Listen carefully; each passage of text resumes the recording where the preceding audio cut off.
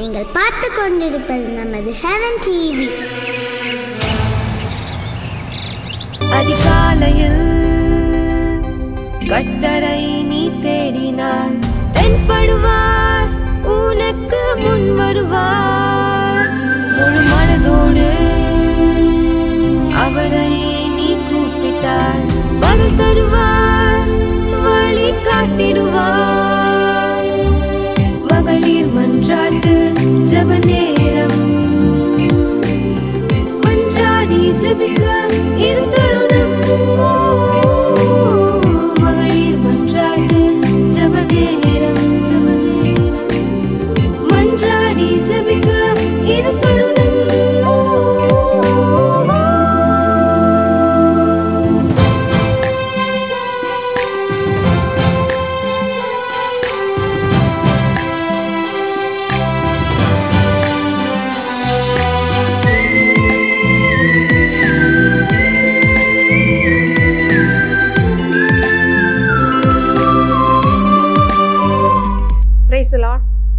கர்த்தர் நல்லவர், அவர் கிருபை என்றும் உள்ளது.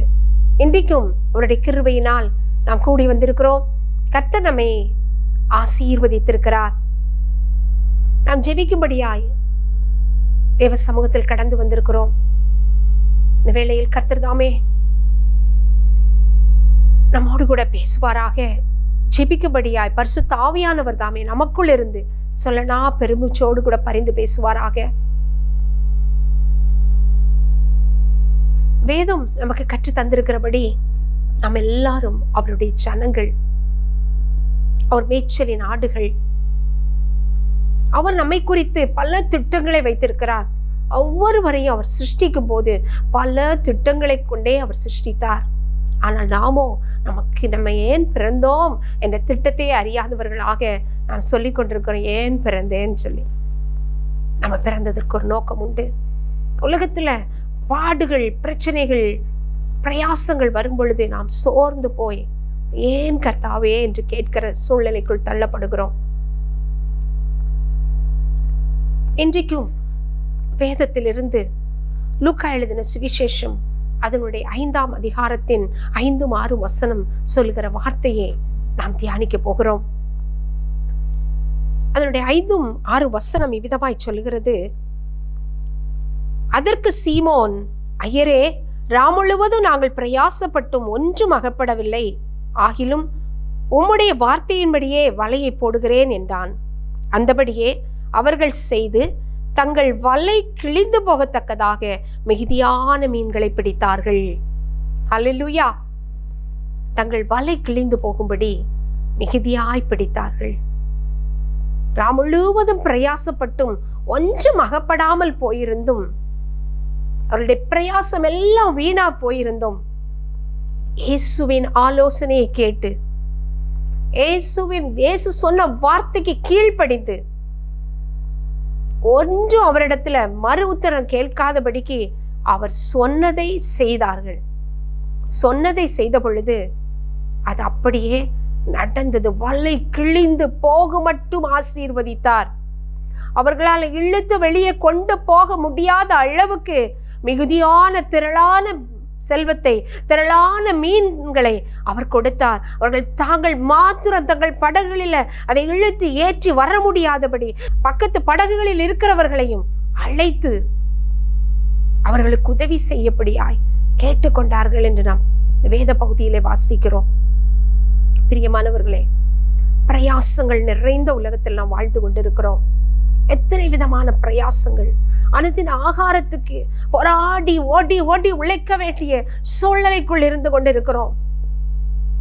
எங்கு பார்த்தாலும் பண கஷ்டங்கள், மன கஷ்டங்கள், பாடுகள், இதற்கு மேலாக வியாதிகள், இவைகள் எல்லாவற்றின் மத்தியிலும் மனுஷன் போராடி கொண்டிருக்கிற காலம். ஒரு போராட்டத்தின் காலத்தில் இருக்கிறோம். போர்க்களத்துக்குள்ள நின்று கொண்டு இருக்கிறோம். ஒவ்வொரு நாளும் நம்முடைய பிரயாசம் வீணாய் போய்விடாதபடி கர்த்தரோடு நாம் நடப்போமானால், கர்த்தரை சார்ந்து கொண்டு இருப்போமானால், அவருடைய ஆலோசனைக்கும் சித்தத்துக்கும் கீழ்ப்படிவோமானால் நிச்சயமாக நம்முடைய பிரயாசத்துக்கு பலன் உண்டு. பேதுரு சீமோன் பேதுரு இயேசுவோடு நடந்தான். இயேசு மரித்த பின்பு மறுபடியும் தன் தொழிலுக்கு திரும்பி போய்விட்டான். தன் தொழிலை செய்தாலும் அவனுக்கு அதுல ஒரு பயனும் இல்லை. ஏனென்றால் இயேசு அவனோடு இல்லை. இயேசுவை விட்டு அவன் பிரிந்து போயிருந்தான். இயேசு சொல்லி இருந்தபடி அவன் எருசலேமில் காத்திருந்திருக்க வேண்டும். இன்றைக்கும் நம்முடைய வாழ்க்கையில பாடுகளும் கஷ்டங்கள் வரும் பொழுது இயேசுவை விட்டு தூரம் போகிறோம். நம்முடைய ஜெப வாழ்க்கை குறைபடுகிறது. நாம் எவ்வளவு தூரம் போகிறோமோ அவ்வளவுக்கு நமக்கு உலகத்துல பல பிரயாசங்களும் ஐஸ்வர்ய குறைச்சல்களும் உண்டாகிறது. பிரியமானவர்களே, இயேசு அவனை தேடி சென்றார். நம் தேவன் அவர் யாரையும் கைவிடுகிறவர் அல்ல, புறம்பே தள்ளுகிறவரும் அல்ல. இயேசு பேதுருவை தேடி சென்றார். அவன் பல பிரயாசங்களை பெற்றான். தன்னோடு இருந்தவர்களை எல்லாம் சேர்த்து கொண்டு கடலில் சென்று பிழைப்புக்காக அவர் எவ்வளவு பாடுகளை படுகிறான். ஒன்று வாய்க்கவில்லை. இன்றைக்கும் பல காரியங்களை பிரயாசப்பட்டு நஷ்டத்துக்கு மேல நஷ்டம், கஷ்டத்துக்கு மேல கஷ்டம், பிரயாசப்பட்டு போதும் கர்த்தாவே ஏன் இருக்கிறேன் நான் எடுத்துக்கொள்ளும் என்று சொல்லுகிற அளவுக்கு சோர்ந்து போகிற ஜனம் பெருகி இருக்கிறதை நாம் பார்க்கிறோம். அன்னு தினமும் எத்தனை தற்கொலைகளை கேள்விப்படுகிறோம். இன்றைக்கு தேவ சமூகத்துல காத்திருக்கிற நாம் எத்தனை பிரயாசங்கள் வந்தாலும் அவைகள் மத்தியில தேவனை சார்ந்து கொள்வோம். ஆனால் அவைகளுக்கு விடுதலையை உண்டு பண்ண, அவைகளிலிருந்து நம்மை காத்துக்கொள்ள ரட்சிக்க கர்த்தர் போதுமானவராய் இருக்கிறார். இந்த பேதுரு சொன்ன வார்த்தையை அப்படியே நிறைவேற்றினான். நிறைவேற்றின மாத்திரத்தில் அது நிரம்பி வழிந்தது. கீழ்ப்படுகிற இருதயம் நமக்குள் உண்டாகட்டும். கர்த்தர் நமக்கு உதவி செய்வாராக. ஆமேன். கர்த்தரின் ஆலோசனை ஐஸ்வர்யத்தை தரும், அதனோடு கூட வேதனையை கூட்டார். அவருடைய ஆலோசனைக்கு நாம் கீழ்ப்படிவோம், அவருடைய சித்தத்தை செய்வோம். கர்த்தரின் ஆசீர்வாதமே நமக்கு அந்த ஐஸ்வர்யத்தை கொண்டு வரும். கர்த்தரின் ஆலோசனையின்படி நடக்கிற மனுஷன் உத்தம மார்க்கத்தான் என்று சொல்லி எழுதியிருக்கிறது. அவருடைய ஆலோசனைக்கு கீழ்ப்படிவோம். சங்கீதம் 73 அதனுடைய 24வது வசனம் சொல்கிறது பாருங்கள். உம்முடைய ஆலோசனையின்படி நீர் என்னை நடத்தி முடிவிலே என்னை மகிமையில் ஏற்றுக்கொள்ளுவீர் என்று சொல்லி, அவருடைய ஆலோசனையின்படி நடந்தோம்னா முடிவிலே அவருடைய மகிமையில் நாம் சேர்ந்து கொள்ளுவோம். அவருடைய மகிமை, அந்த பரலோக மகிமை நமக்கு கிடைக்க வேண்டுமானால் நாம் அவருடைய ஆலோசனையின்படி நடக்க வேண்டும். இந்த உலகத்தில் நடக்கிற பொழுது அவருடைய ஆலோசனையில் நடக்கிற மனுஷன் நிச்சயமாய் மகிமையை பெற்றுக்கொள்ளுவான். பரலோக மகிமை அவனுக்கு கொடுக்கப்படும். இன்னும் பாருங்கள், சங்கீதம் 32 அதனுடைய 8வது வசனம் சொல்லுகிறது, கர்த்தருக்கு காத்திருந்து அவருடைய ஆலோசனைகளை பெற்றுக்கொள்ள வேண்டும். கர்த்தருக்கு காத்திருக்க சொல்லுகிறார். அவருடைய ஆலோசனை பெற்றுக்கொள்ளும்படியாய் காத்திருக்க வேண்டும்.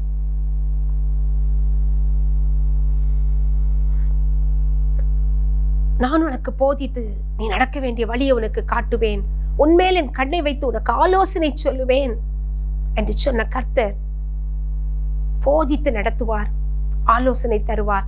அந்த ஆலோசனை நமக்குள்ள இருக்குமானால் நாம் நடக்க வேண்டிய வழியில நடப்போம், நடக்க வேண்டிய பிரகாரம் நடப்போம். நம்முடைய நடை நல்லதாய் இருக்குமானால் நம்முடைய காரியங்கள் அத்தனை செவ்வையாய் இருக்கும். அது நிச்சயமாய் செவ்வையாய் இருக்கும். நடக்க வேண்டிய வழியை கர்த்தர் போதித்து தரும் பொழுது அந்த வழியில் நடக்க கற்றுக்கொள்ளுவோம். இன்னும் சங்கீதம் 16 அதனுடைய 7வது வசனம் இவ்விதமாய் சொல்லுகிறது பாருங்கள். எனக்கு ஆலோசனை தந்த கர்த்தரை துதிப்பேன், ராக்காலங்களிலும் என் உள்ளிந்திரியம் என்னை உணர்த்தும். எனக்கு ஆலோசனை தந்த கர்த்தரை நான் துதிப்பேன், துதித்து கொண்டே இருப்பேன். இன்னைக்கு கூடி வந்திருக்கிற நாம் கர்த்தருடைய ஆலோசனையை பெற்றுக்கொள்ளுகிற நாம், கர்த்தருடைய வேதத்தின் வார்த்தைகளை ஆலோசனைகளாய் எடுத்துக்கொள்ளுகிற நாம் நல்ல உணர்வுள்ளவர்கள், அவருடைய வழியில் நடக்கிறவர்கள். கர்த்தருடைய ஆலோசனையை பெற்றுக்கொண்டு அவரை துதித்து ராக்காலங்கள் நம்மளுடைய உன்னிந்திரியம் அவரை உணர்த்தி கொண்டே இருக்கும். கர்த்தர் இந்த வார்த்தைகளினால் நம்மை ஆசீர்வதிப்பாராக. நாம் ஜெபிக்க போகிறோம். கர்த்தருடைய ஆலோசனையை பெற்றுக்கொண்டு அவருடைய சித்தத்தை செய்வோம். அவர் நம்மை அனுதினமும் நடத்துவாராக. ஆமேன், ஆமேன். ஜெபிக்கலாமா? எங்கள் அன்பின் பரலோக பிதாவே, இந்த நல்ல வேலைக்காக உமக்கு நன்றி செலுத்துகிறோம்ப்பா. நீர் ஆலோசனை கர்த்தர், நித்திய பிதா. ஆமென். ஸ்தோத்திரம் அப்பா. உம்முடைய நல்ல ஆலோசனை எங்களுக்குள்ள இருந்து எங்களை செவையாய் நடத்துவாராக. தகப்பனே, கூடி வந்து ஜெபிக்கிற எங்கள் ஒவ்வொருவருடைய வாழ்க்கையிலும் எங்களுக்கு இருக்கிற பிரயாசங்களை நீர் அறிந்திருக்கிறீர் ஐயா. நாம் முழுவதும் பிரயாசப்பட்டு ஒன்று அகப்படாமல் தகப்பனே ஸ்தோத்திரம் அப்பா. வேதனையோடு இருந்த பேதுருவுக்கு, வெறுங்கையாய் திரும்பின பேதுருவுக்கு நீர் நிறைவானதை கொடுத்தீர். உம்முடைய சித்தத்தை நிறைவேற்றினீரப்பா. அதுபோல் ஆண்டவரே எங்க வாழ்க்கையில எத்தனையோ பிரயாசங்கள், எத்தனையோ போராட்டங்கள், எத்தனையோ கண்ணீர்கள் அப்பா. ஆனாலும் நீர் எங்களை கைவிடுகிற தெய்வம் அல்ல. நாங்க உங்களிடத்துல வந்திருக்கிறோம்ப்பா. எங்க பிரயாசத்தை பாருங்க ஆண்டவரே. நாங்க என்ன செய்ய சித்தமா இருக்கிறீங்கப்பா, எங்களோட பேசுங்க, எங்களிடத்துல சொல்லுங்கப்பா. நாங்க என்ன செய்ய சித்தமா இருக்கிறீர், எங்களுக்கு நீர் ஆலோசனை தந்து உம்முடைய உத்தமமான வழியில் எங்களை நடத்துங்க. நாங்க அதை பின்பற்றி நன்மையை சுதந்தரிக்கும்படியாய், ஐஸ்வர்யத்தை சுதந்தரிக்கும்படியாய் எங்களுக்கு கிருபை செய்யுங்கப்பா. இயேசுவே உமக்கு ஸ்தோத்திரம். ஒரு பேதுருவை தேடி வந்த தெய்வமே, நீர் எங்களை தேடி வந்து எங்களை ரட்சிக்க போதுமானவரப்பா. எங்கள் வாழ்க்கையில் இருக்கிற கட்டுகளை உடைக்க நீர் போதுமானவர் ஆண்டவரே. எல்லா கட்டுகளை உடையட்டும், எல்லா இல்லாமைகள் மாறட்டும் என்று ஜெபிக்கிறேன். ஹல்லேலூயா. பண கஷ்டத்துல வாடி தவிக்கிறவர்களுடைய கரங்களை பலப்படுத்துங்க ஆண்டவரே. புது வழிகளை திறந்து கொடுங்கப்பா. பிசினஸ்ல ஆண்டவரே ஸ்தோத்திரம் சோர்ந்து போயிருக்கிற பிள்ளைகள், முழுவதும் பிரயாசப்படுகிறேனே, பகலெல்லாம் பிரயாசப்படுகிறேனே, எனக்கு கொஞ்சம் வாய்க்காது இருக்கிறதே என்று கண்ணீரோடு இருக்கிற பிள்ளைகளை பாருங்கப்பா. அவர்கள் கண்ணீரை துடைங்கப்பா. வேதனை நீங்க சுகமாய் இருக்க பண்ணுங்கப்பா. தாழ்வில் நினைவு கூறுகிற கர்த்தர் அவர்களுக்கு உதவி செய்யுங்க ஆண்டவரே. நல்ல ஆலோசனையை கொடுங்கப்பா. ஒரு பெரிய உயர்வை கட்டளையிடுங்கப்பா. தேவ கிருபை சூழ்ந்து கொள்ளட்டும் ஆண்டவரே. இயேசுவே உமக்கு ஸ்தோத்திரம், ஸ்தோத்திரம் அப்பா. அப்பா கடைசி காலத்துல எங்க பார்த்தாலும் மனுஷன் ஆண்டவரே ஓடி ஓடி பிரயாசப்படுறாப்பா. ஆண்டவரே ஸ்தோத்திரம், எப்படி ஆகிலும் வாழணுமே என்று சொல்லி அப்பா போஜனத்துக்காக, உடைக்காக ஓடி ஓடி உழைத்து ஆண்டவரே ஹல்லேலூயா ஒரு திருப்தி இல்லாத வாழ்க்கையில இருக்கிறாங்கப்பா. ஒவ்வொருவரையும் விடுதலையாக்குங்க ஆண்டவரே, விடுதலையாக்குங்கப்பா. அப்பா அநேகர் ஆண்டவரே அப்பா தங்கள் பிரயாசத்தை வீணடித்து கொண்டிருக்கிறாங்க ஆண்டவரே. பாவ பழக்கங்களில் சிக்கி தவித்து தங்கள் பிரயாசப்பட்டதன் பலனை அப்பா தாங்களும் குடும்பமும் புசிக்க முடியாதபடிக்கு அவைகளை கொண்டு ஆண்டவரே அப்பா ஸ்தோத்திரம் ஆண்டவரே வீணடித்து கொண்டிருக்கிறாங்கப்பா. அல்லேலூயா. குடிவெறி களியாட்டுகளினால தங்களுக்கு உண்டான எல்லாவற்றையும் இழந்து கொண்டிருக்கிறாங்கப்பா. இப்படிப்பட்டவர்களை சந்திங்க ஆண்டவரே, அவர்களை ரட்சிங்க ஆண்டவரே. அழிந்து கொண்டிருக்கிற அந்த ஆத்துமாக்கள் ரட்சிக்கப்படட்டும். தேவனுடைய கரத்துல ஓடி வரட்டும் ஐயா. பின்மாறி போனவர்களை சந்திங்க ஆண்டவரே. பேதுரு கடலுக்கு பின்மாறி பெண் சென்று வலையை விரித்த பொழுது அதுல ஒன்றும் கிடைக்கவில்லை, ஒன்றும் அகப்படவில்லை, பிரயாசப்பட்டும் பலன் இல்லாமல் இருந்ததே அப்பா. அவன் இயேசுவின் சத்தத்தை கேட்டு திரும்பி அவருடைய சித்தத்தை செய்த பொழுதோ, அவருடைய சொல்லுக்கு கீழ்ப்படிந்த பொழுதோ நிறைவான பலனை பெற்றுக் கொண்டது போல ஆண்டவரே பின்மாற்றத்தில் இருக்கிறவர்கள் உம்மை தேடி வரட்டும் அப்பா. மனம் திரும்பி மறுபடியும் உடைய சமூகத்துல வந்து ஒப்பு கொடுக்கட்டும். நீர் ஆசீர்வதிக்கிற ஆசீர்வாதத்தை சுதந்தரிக்க கிருபை கொடுப்பீராக. எந்தெந்த குடும்பங்களில் ஆண்டவரே ஸ்தோத்திரம் அப்பா பலவிதமான கஷ்டங்களினால, வியாதியினால போதும் கர்த்தாவே, நாங்கள் பிரயாசப்பட்டது போதும், எங்களை எடுத்துக்கொள்ளும் என்று சொல்லி வேதனையோடு இருக்கிறார்களோ அவர்களுக்கெல்லாம் ஒரு விடுதலை கொடுங்கப்பா. பாவ பழக்கத்தில் இருந்த விடுதலை, சோர்வில் இருந்த விடுதலை, கண்ணீரில் இருந்த விடுதலை அப்பா, தற்கொலை எண்ணத்தில் இருந்த விடுதலை இயேசுவின் நாமத்தில் உண்டாகட்டும் என்று ஜெபிக்கிறேன். கர்த்தர் பெரியவராய் வெளிப்படுங்கப்பா. பராக்கிரமசாலியாய் குடும்பங்களுக்குள்ள வெளிப்படுங்கப்பா. பிரச்சனைகள் இருந்து தூக்கி எடுங்கப்பா.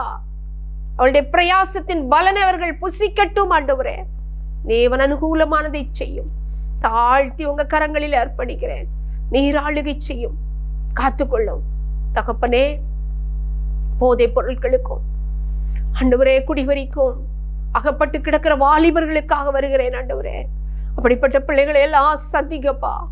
உணர்வை கொடுங்கப்பா. தன் சரீரத்தை கெடுத்து கொண்டிருக்கிற இந்த பிள்ளைகள் உணர்வடையட்டும் என்று ஜெபிக்கிறேன். இயேசுவே இதற்காக எவ்வளவோ ஆண்டவரே ஸ்தோத்திர திருட்டு தொழில்களில் செய்கிற பிள்ளைகள், எவ்வளவோ விதமான பாவங்களை செய்கிற பிள்ளைகளை கர்த்தர் சந்திப்பீராக. பெற்றோரை வேதனைப்படுத்த கண்ணீர் வடிக்க பண்ணுகிற இப்படிப்பட்ட பிள்ளைகளை கர்த்தர் ஆண்டவரே தூக்கி எடுங்கப்பா. உளையான சேற்றிலிருந்து, பாவ பிச்சிலிருந்து இவர்களை தூக்கி எடுத்து உம்முடைய கண்மலையில் நிறுத்துங்க ஆண்டவரே.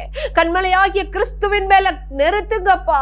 கன்மலையின் மேல கட்டப்பட்ட வீடுகளா இருக்கட்டும் ஆண்டவரே. அப்பா நீங்க கிருபையா இருங்க ஆண்டவரே. வாலிபர்கள் மத்தியில பெரிய எழுப்புதல் உண்டாகட்டும். சபைகளுக்குள்ள வாலிபர்களை வல்லமையா எடுத்து பயன்படுத்துங்க ஆண்டவரே. அப்பா அழிந்து கொண்டிருக்கிற ஆத்துமாக்கள் அருந்திரமும் ரட்சிக்கப்பட்டு சபையில சேர்க்கப்படட்டும் ஐயா. அவர்களை கொண்டு உடைய ராஜ்யத்தை கட்டுங்க என்று ஜெபிக்கிறேன். பெரிய காரியங்களை செய்யுங்க ஆண்டவரே. அப்பா ஹெவன் டிவி ஊழியத்துக்காக ஸ்தோத்திரம்.